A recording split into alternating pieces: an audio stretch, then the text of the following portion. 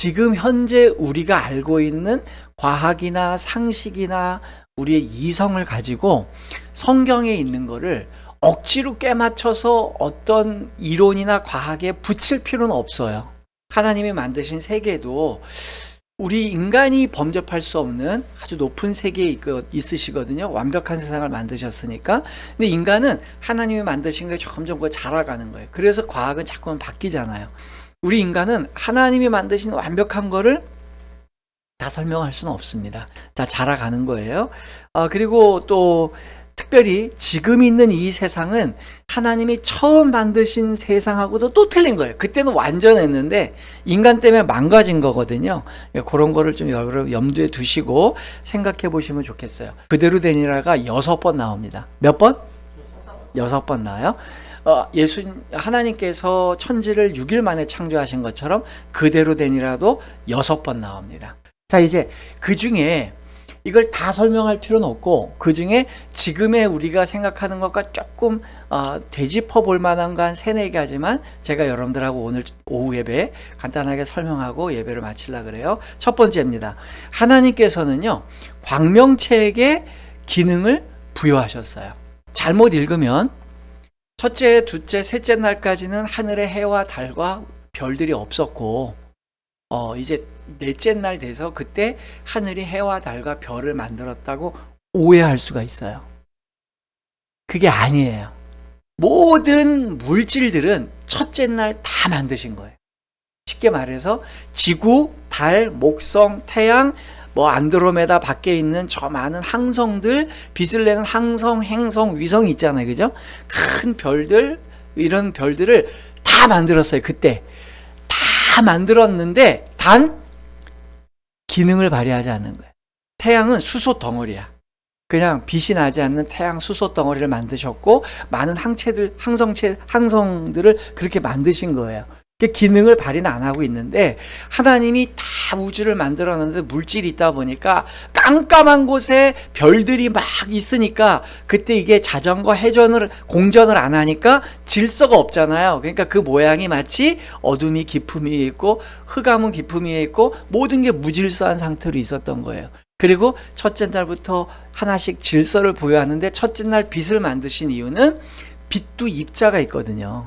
그래서 저기 수억 광년 떨어진 곳에서 빛이 지구까지 와야 된다 그러면 그 광명체가 빛을 발한다부터 수억 년이 지나야 우리 지구에 빛이 도달하겠죠.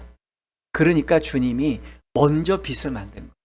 그 사이에 빛을 만들고 넷째 날 됐을 때 셋째 날 아니라 넷째 날 광명체를 만드셨다는 거는 그 항성들이 비로소 빛을 발하는 존재가 되게 되었다는 거예요. 우주에 있는 많은 별들도 빛나는 존재가 되었다는 거예요. 두 번째, 하나님께서는요, 지상의 물을 육지와 바다로 구분하셨어요. 그죠? 예. 여기 이제 두 번째 그대로 되니라인데, 성경에 보니까 천하의 물이 한 곳으로 모여라 라는 표현이 나와요. 이제 가만히 보면 지금 현재 지금 2024년 지금 현재 지구상에 있는 물들이 사실은 대륙 안에 있는 바다도 있잖아요. 이런 건 한 곳에 있는 건 아니잖아요. 그래서 뭘 알 수 있냐면 이제 제가 그랬죠. 처음 서론에 창조 당시를 우리 시대의 지식과 상식과 과학으로 다 설명할 필요는 없다 그랬어요. 그럼에도 불구하고 짐작을 할 수 있는 건 뭐냐면 하나님이 태초에 만드셨던 세상은 대륙이 하나였고 대양도 하나였을 가능성이 높다. 그래서 인류나 동식물이 퍼져나가서 각 곳에 떨어졌는데 노아 시대 때 이것이 융기와 돌기가 일어나고 찢어지면서 아마 대륙이 지금 모양처럼 이렇게 나누어지게 됐을 거고 그러면서 동식물들과 여러 가지 생태계가 오랫동안 분리되어 있다 보니까 이제 노아 시대 때부터 우리 때까지 수천 년이 지났잖아요. 그러다 보니까 약간 그 작은 진화, 이제 그 환경에 적응하느라고 조금씩 달라진 모습으로 바뀌지 않았을까 그렇게 보는 거예요. 그게 이제 우리 성경적인 가치관을 가지고 세상을 보는 겁니다. 여기까지는 이해되셨죠? 동의도 되고요. 이제 오늘 제가 설명드릴 제일 중요한 게 3번이에요. 3번, 하나님께서는 궁창 아래의 물과 궁창 위의 물로 나누셨어요. 평상시에 쓰지 않는 말이 궁창이라는 말이잖아요.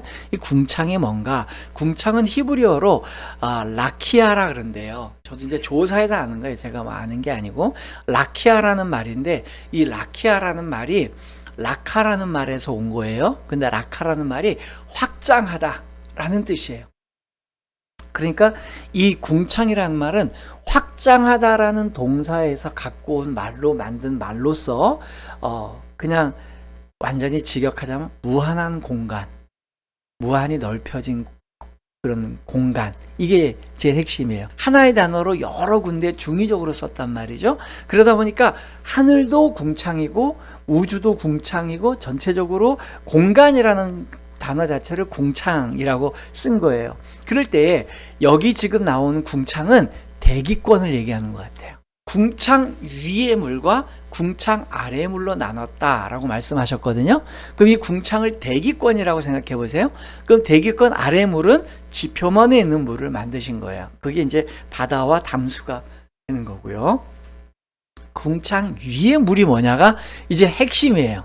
성경은 궁창 아래의 물과 궁창 위의 물로 나눴다 그랬지, 궁창에 있는 물로 나눴다 그러지 않았어요. 궁창 안에 있는 물로 나눴다 그러지 않았어요. 그러니까 여기서 말하는 궁창이 대기라고 본다면 대기권 아래, 대기권 위에 있는 물로 나눈 게 뭐라고 보는 게 맞아요. 두 번째는 너무 과장시켜서 얘기하는 또 기독교인들이 있어요. 그게 뭐냐면 이 궁창은 우주 전체를 가리킨다는 거예요.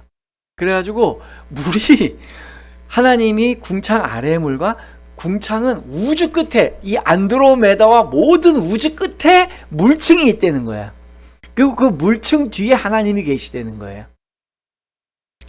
말도 되지도 않는 그냥 만화 같은 얘기예요. 이게 되려면 이게 안 되는 거예요. 왜냐하면 궁창 아래의 물과 궁창 위의 물을 나려면 우주를 어떻게 이 물들이 다 거슬러 가겠어요. 이건 말이 안 되는 거고요. 제가 생각하는 거는요, 이제 이거 제 이론이지 사실은 아닙니다. 이제 아까 얘기한 것처럼 오늘날의 과학으로 우리가 모든 걸 설명할 필요는 없다. 그러나 추측은 해볼 수 있다. 그래서 하나님께서 하신 그 일들을 정말 과학적이고 합리적으로 우리가 추론해 볼 수는 있다라고 보면, 제 생각에는 궁창 아래의 물은 지표면에 있는 물이고 궁창 위에 있는 물은 대기권 위에 어떤 곳에 물이 있었지 않았을까를 추정해 보는 겁니다. 자, 그래 놓고 보면 이제 우리가 이제 과학을 좀 생각해 봐야 되겠어요. 자, 그럼 오늘날의 우리나라 지금 2024년 지금 현재 궁창 위의 물을 관측할 수 있나 없나? 왜 우리는 지금 궁창 위에 물이 없나? 하나님이 분명히 궁창 아래에 물이 있고 궁창 위에 물이 있다 그랬는데 궁창 위에 물이 지금 어디가 있나 라고 얘기할 수 있잖아요. 그거에 대한 답이 바로 노아의 홍수죠. 그러니까 노아의 홍수 이야기는 성경에만 나오는 게 아니라 전 세계 각곳에 뭐 남아메리카든 어디든 아프리카든 홍수 설화가 다 있어요. 그러니까 홍수가 전 세계적으로 임했다는 게 있고요. 심지어 우리 기독교인들 중에도 이 노아의 홍수를 지역적 홍수로 보는 그런 신학자들이 있어요. 그건 우리가 동의하지 않습니다. 왜냐하면 이제 성경을 좀 찾아봅니다. 창세기 7장 11절에 보면 이런 표현이 나와요. 노아가 600세 되던 해 둘째 달 곧 그 달 11의 날이라 그날에 큰 기품의 샘들이 터지며, 그 다음에 뭐라 했어요? 하늘의 창문들이 열려. 하늘의 창문이 열렸대요. 그러니까 그건 통상적인 비가 오는 거하고 달랐다는 거고요. 기품의 샘이 터졌대요. 그 다음에 7장 12절이에요. 40주야를 비가 땅에 쏟아졌더라. 여러분, 우리가 과학적으로 알고 있지만 비는 땅에 있는 게 증발해서 구름이 되었다가 구름이 땅에 내려온, 구름에서 비가 돼서 내려오잖아요. 그죠? 그러니까 이 순환에서 내려오는 거지 그거 없는 게 내려오는 게 아니에요. 40일 동안을 매일 전 세계에 비가 오려면 구름이 그렇게 될까요? 안 될까요? 안 되죠. 여기서 주목할 만한 게 이게 그러면 지역의 홍수였느냐 전 세계적인 홍수였냐를 봐야 되는데 창세기 7장 19절을 봅시다. 창세기 10장 19절을 보면 같이 읽어볼까요? 시작. 물이 땅에 더욱 넘침에 천하의 높은 산이 다 잠겼다. 예. 천하의 높은 산이 다 잠겼대요. 이것마저도 요즘 합리론적으로 성경을 풀는 사람들은 그 천하는 성경 기자가 보는 세계에서 천하의 높은 산이라. 그건 동네에서 제일 높은 산이고요. 천하의 높은 산이 다 잠겼다는 걸 성경 있는 그대로 받아들이는 게 좋아요. 그래 놓고 보면 보세요. 도저히 40일 동안 전 세계에 계속 비가 내려서 천하의 모든 산이 다 덮일 만큼의 비가 오려면 이건 대류 현상으로 올 수 있는 수증기 양이나 비의 양은 아니에요. 그러면 지금 그 물이 어디 있냐? 그 창조 때 만들었던 대기권 위에 있던 어떤 물이 지상으로 다 내려왔다고 보는 게 합리적인 겁니다. 그래서 지금의 지구와 그 노아의 시대 이전의 지구는 다른 거예요. 그러면 오늘날의 과학자들의 이야기를 좀 들어볼게요. 과학자들이 얘기할 때, 제 얘기가 아니고 성경학자가 얘기 아니라 그냥 일반 과학자들이 얘기할 때 이 하늘을 세 개로 구분을 해요. 자, 땅에서부터 제일 먼저 있는 곳은 대기권, 그 위에가 성층권. 그러니까 이제 옛날 기억나죠? 고등학교 때 배웠던 대기권. 대기권이 소위 말해서 구름이 있는데요. 구름이 있고 비행기도 날아가 다니고 하는데 그 위에가 성층권. 성층권 위에가 열권. 딱 세 개예요. 그러니까 대기권, 성층권, 열권. 그래서 열권까지가 지구예요. 그 이후는 이제 우주가 되는 거예요. 진공 상태. 자, 근데 핵심이 뭐냐면 대기권까지는 기체와 수증기가 순환이 됩니다. 산소, 질소, 또 여기에서 이제 증발이 돼서 태양열로 증발이 돼서 수증기가 올라가면 이거는 절대로 성층권으로 못 올라가요. 아셨죠? 이건 제 얘기가 아니라 해서 과학자들 얘기예요. 지상에서 생긴 수증기는 무조건 대기권에서 낮은 구름이 있고 높은 구름이 있어요. 낮은 구름에 있거나 높은 구름에 있고 여기서 순환되지 성층권으로는 못 올라갑니다. 그러니까 성층권에는 지상에서 발생한 수증기가 올라올 수 없는 권역이 성층권이에요. 그럼 질문, 그 성층권에 수증기가 있을까요, 없을까요? 지금 현재 내가 그랬죠. 틀린 대답을 해줘야 저 눈치가 빨라가지고. 놀라운 게 성층권에 수증기가 있어요. 그 몇 프로라는 걸 제가 저기 봤는데 그 사람이 써낸 얘기라, 그분이 기독교가 아니에요. 그 사람 기독교 학자가 아니라 천문학자 뭐 이렇게 대기권 학자인데 그분의 주장이기 때문에 제가 설교에서 인용을 안 하는 거예요. 그러니까 10% 미만대, 4% 뭐 몇 프로대라고 보는 사람들마다 얘기를 해요. 각각 의견이 다른데 몇 퍼센트의 수증기가 있다는 게 놀라운 거예요. 그러니까 구름이 떠다니 요 위에 구름이 못 올라가고 지상에 수증기가 못 올라가는 곳에 수증기가 있어요. 그것도 얼지 않은 상태로. 너무 웃기죠?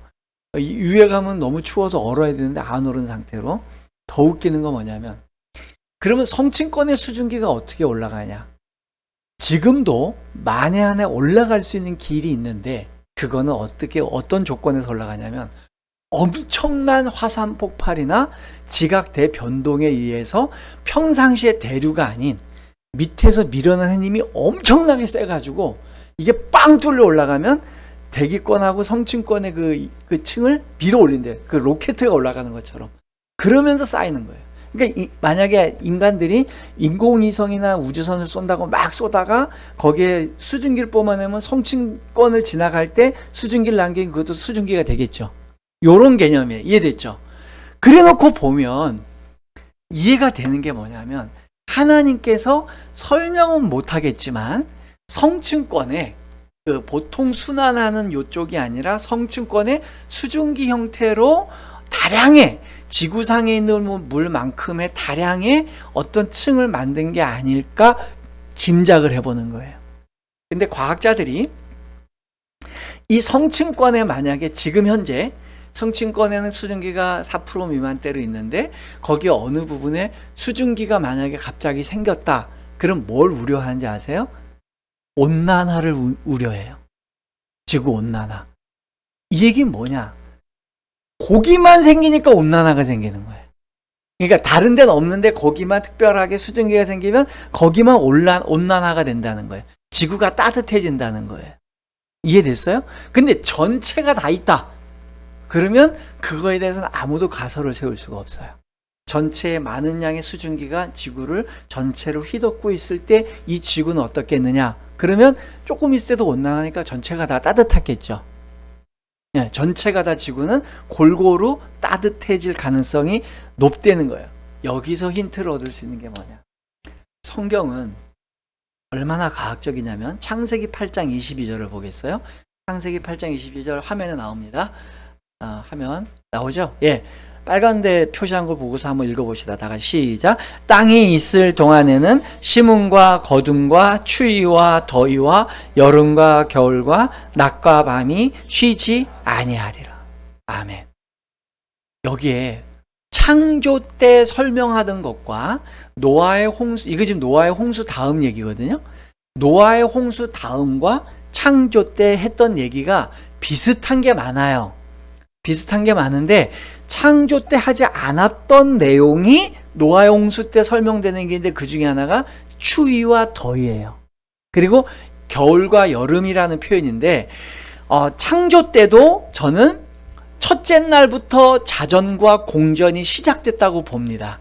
그래서 첫째 날부터 창조 때부터 시간과 계절은 있었을 거예요. 다만 여름과 겨울이 온도 차이가 크지 않았을 것 같아요. 그래서 아담과 하와도 벌거벗고 있지만 춥지 않았어요.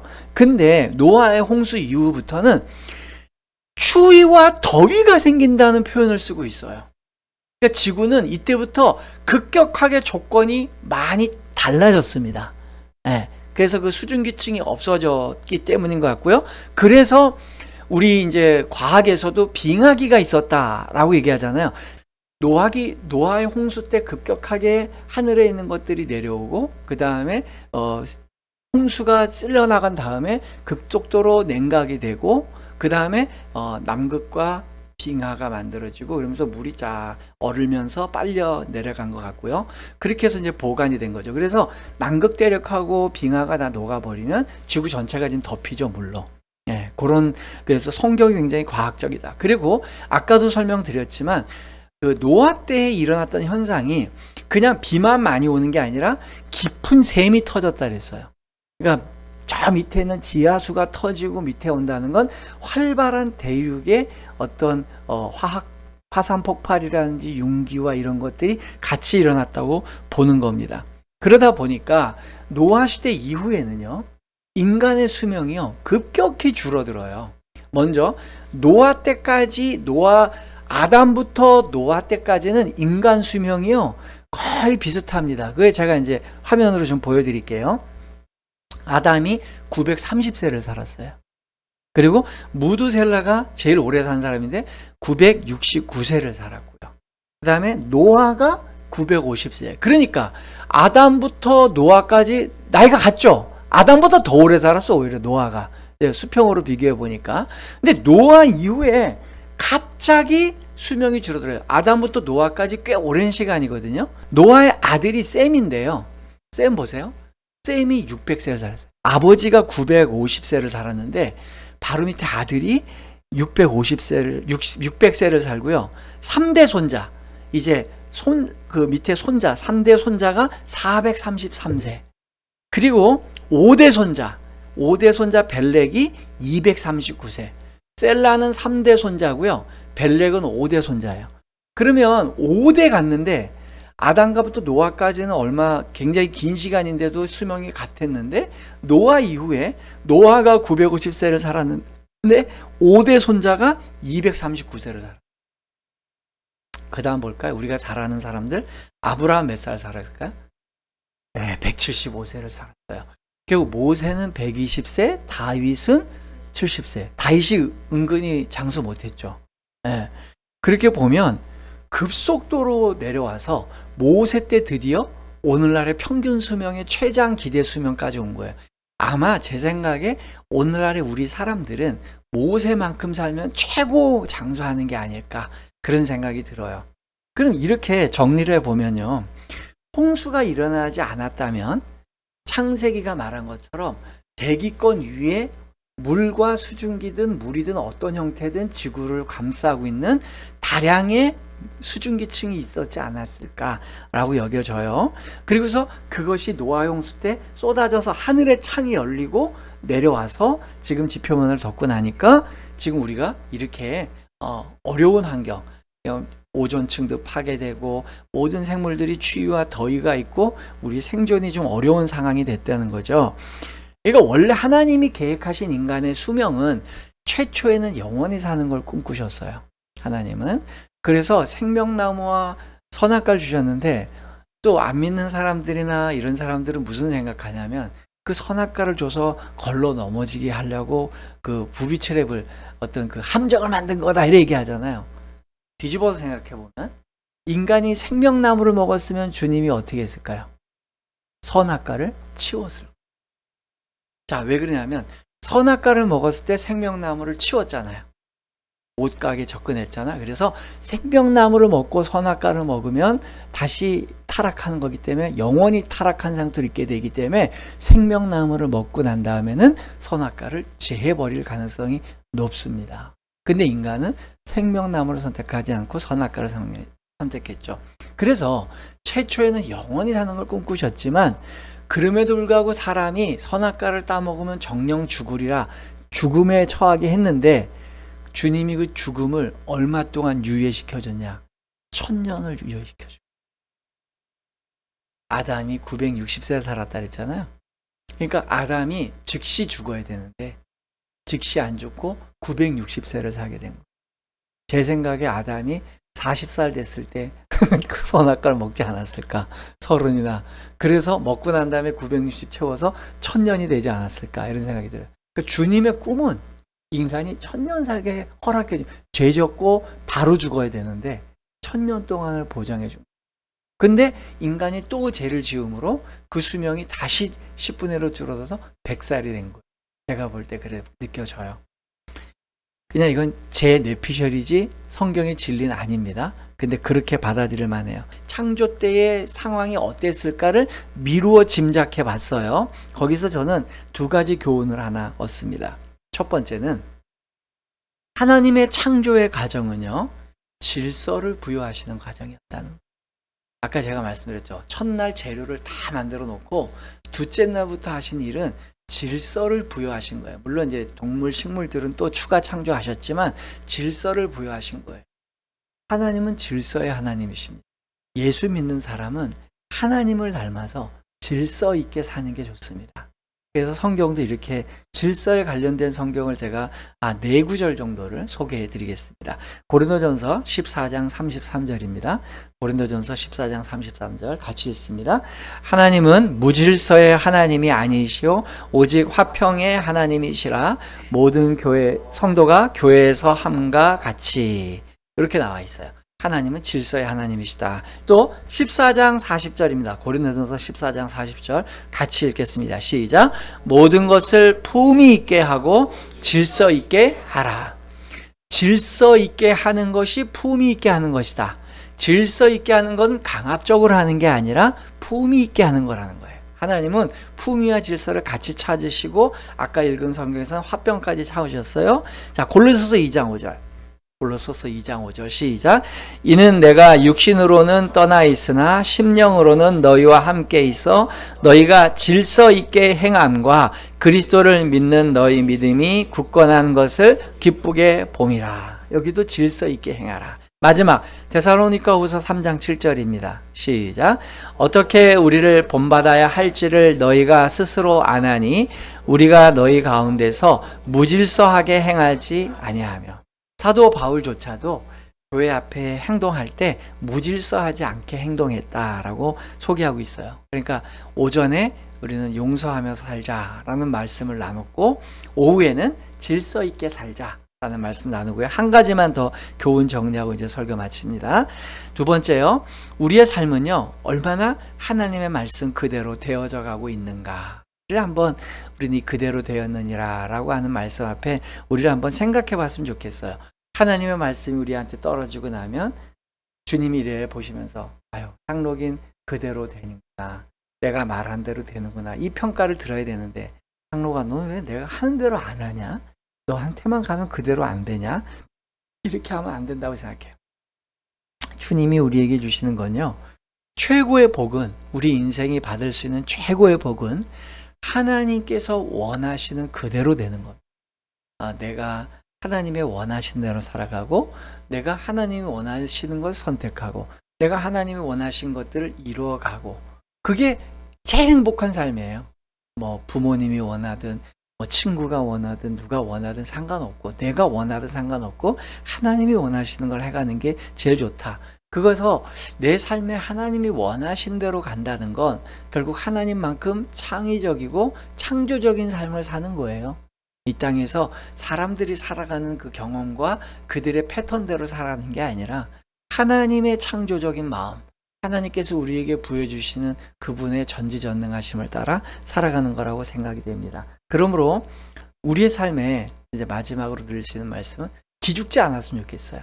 우리가 이 땅 사는 동안 너무 기죽거나 너무 작게 생각하지 말고 내 배후에는 나를 앞장서서 이끌어 가시고 내 뒤를 지켜주시는 하나님은 창조적인 창조주 하나님이시고 그분은 내 삶을 그분의 의도대로 이끌고 가고 계시다라는 그 마음 가지고 믿음 가지고 이 한 주간 또 승리하며 사는 여러분들 되기를 주님의 이름으로 부탁드립니다.